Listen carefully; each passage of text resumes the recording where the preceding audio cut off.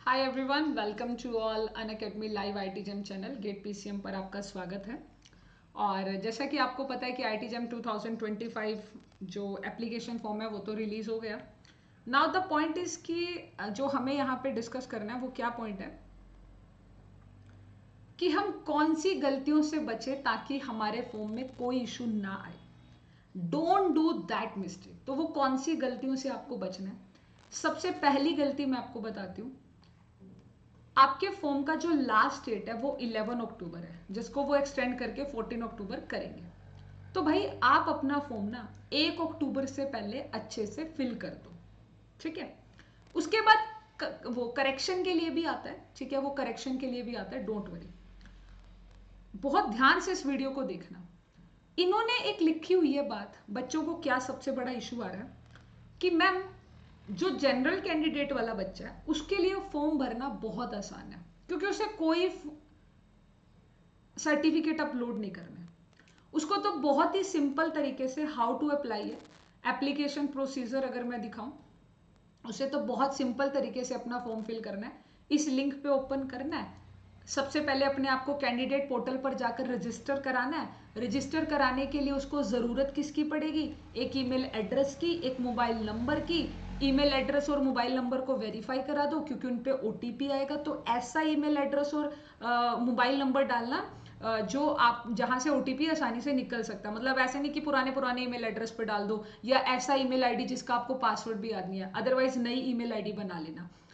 तो जो general candidate है वो तो क्या करेगा, सिंपली अपना पहले, या कोई भी कैंडिडेट, सबसे पहले हर बच्चा यही करेगा। हर बच्चे को यही काम करना है। क्या करना है?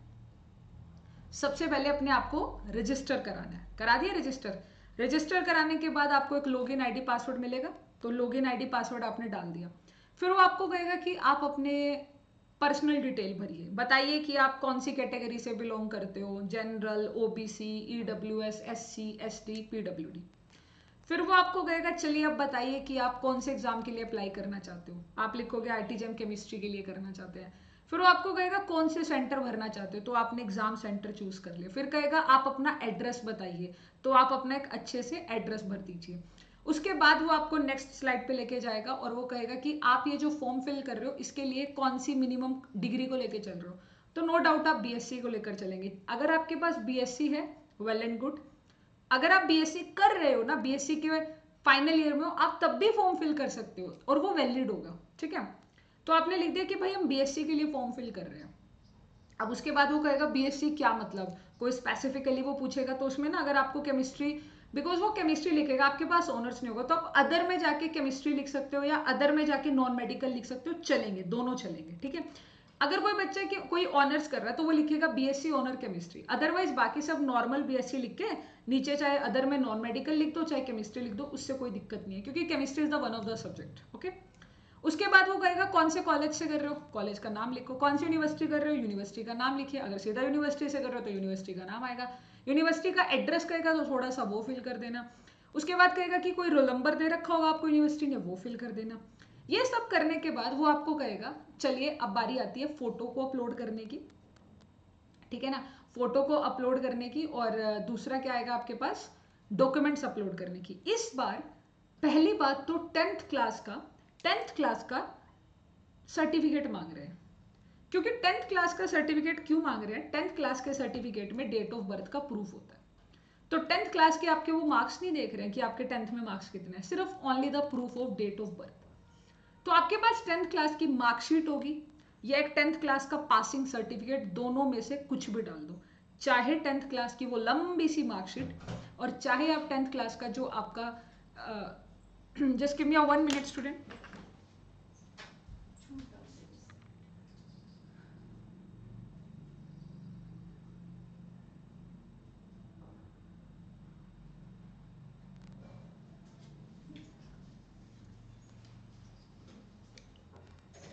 तो टेंथ क्लास का जो होगा आपके पास, चाहे वो मार्कशीट हो, चाहे वो आपके पास आपका पासिंग सर्टिफिकेट हो, दोनों में से कोई भी होगा, अपने को चलेगा।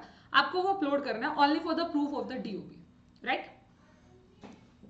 अब उसके बाद क्या होगा, उसके बाद जो जनरल कैंडिडेट है उसके पास तो सीधा ऑप्शन आएगा कि अपनी फोटो डाल दो और अपना सिग्नेचर डाल दो। उसका भी एक डायमेंशन दे रखा है, आप गूगल पे जाके सीधा इमेज रिसाइजर करोगे तो वहां से आप उस डायमेंशन को डालो कि 350 पिक्सल चाहिए या इतनी विड्थ, तो वो एक प्रॉपर इमेज बना के आपको देता है और डाउनलोड करके अपलोड हो जाएगा। पर जो बच्चा ओबीसी कैंडिडेट है, ओबीसी एनसीएल, उसको ओबीसी का सर्टिफिकेट डालना है, ईडब्ल्यूएस को भी सर्टिफिकेट डालना है, एससी एसटी पीडब्ल्यू, इन 4 लोगों को, मतलब इन 4 कैटेगरीज को सर्टिफिकेट डालना है, ओबीसी का, ईडब्ल्यूएस का, एससी एसटी जो भी इस कैटेगरी में आता है, पीडब्ल्यूडी, साथ में डेट ऑफ बर्थ का प्रूफ, तो वो तो आपका 10th क्लास का मार्कशीट है, जिसमें proof of date of birth ना 10th क्लास की मार्कशीट है। अब इसके अंदर ना ये बात को ध्यान से सुनना ताकि गलती ना करो, ओबीसी एनसीएल या ईडब्ल्यूएस या एससी या एसटी या पीडब्ल्यू, ये जो सर्टिफिकेट के इन्होंने ना फॉर्मेट दे रखे हैं। ओबीसी एनसीएल का जो सर्टिफिकेट होगा वो सेंट्रल सर्टिफिकेट होना चाहिए, central India, government of India का, नॉट ऑफ यूर स्टेट। बहुत बच्चों ने सर्टिफिकेट बनवा रखा है पर वो स्टेट का है, चलता किसका है, किसका चलता है, सेंटर ऑफ इंडिया का। ईडब्ल्यूएस के अंदर भी, जबकि एससी एसटी कैंडिडेट वाला, जो एससी एसटी कैंडिडेट वाले लोग हैं उनका स्टेट वाला सर्टिफिकेट भी चल जाएगा।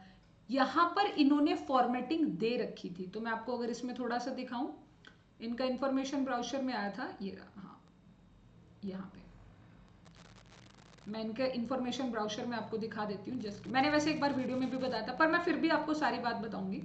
तो यहाँ ना डॉक्यूमेंट्स के बारे में बात हो रखी थी इसमें, इसको हम थोड़ा जूम कर लेते हैं, ठीक है।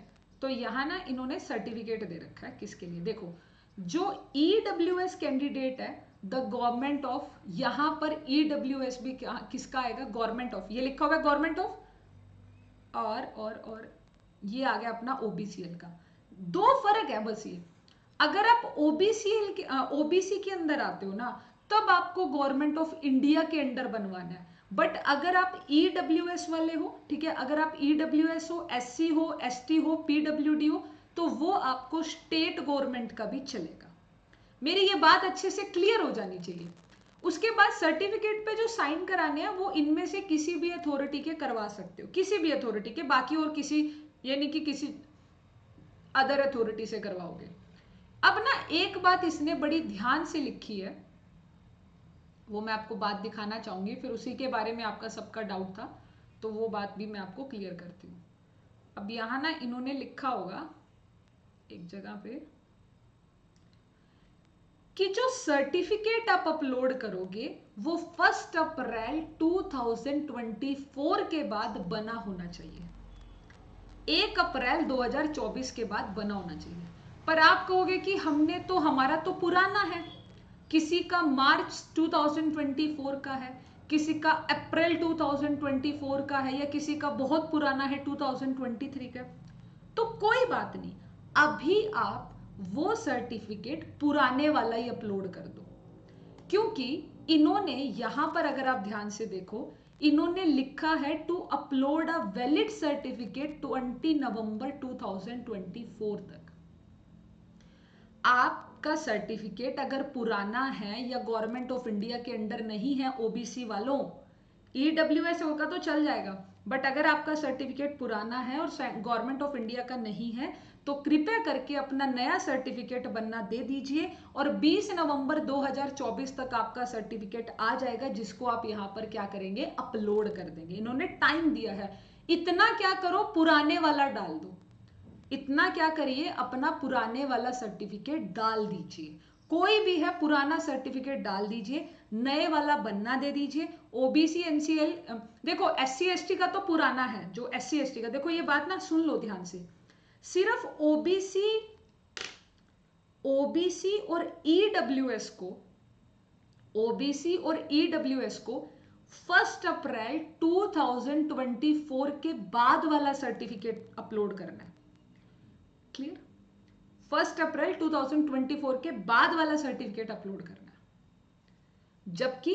एससी एसटी पीडब्ल्यूडी पुराने वाला अपलोड कर दो, उनका वो ही चलेगा। ओबीसी वालों को गवर्नमेंट ऑफ इंडिया का होना चाहिए, ईडब्ल्यूएस वालों का गवर्नमेंट ऑफ स्टेट चलेगा, SC ST PWD का गवर्नमेंट ऑफ स्टेट चलेगा, कोई दिक्कत नहीं। ओबीसी एनसीएल ओबीसी और ईडब्ल्यूएस वालों का सर्टिफिकेट 1 अप्रैल 2024 के बाद वाला वैलिड होगा और उसकी डेट है 20 नवंबर, तब तक बन के आ जाता है। इतना पुराने वाला डाल देना। बस मैं ये बात बताना आपको चाहती थी, सिर्फ इतनी सी बात, ठीक है। तो कैटेगरीज को ध्यान से भरना अपनी, और कैटेगरी की चेंज भी हो सकती है 18 नवंबर, क्योंकि कई लोगों का सर्टिफिकेट रिजेक्ट हो जाता है, नहीं बनता उनका सर्टिफिकेट, तो वो अपनी कैटेगरी को बाद में चेंज कर देंगे। सपोज अगर मैं मान लो मैंने ना ओबीसी में डाल दिया अपना कि भाई मैं तो ओबीसी कैंडिडेट हूँ, तो मैंने ओबीसी में डाल दिया। अब क्या हुआ कि जब मैंने ओबीसी का सर्टिफिकेट दिया, मेरा ना रिजेक्ट हो गया, बना ही नहीं मेरा सर्टिफिकेट।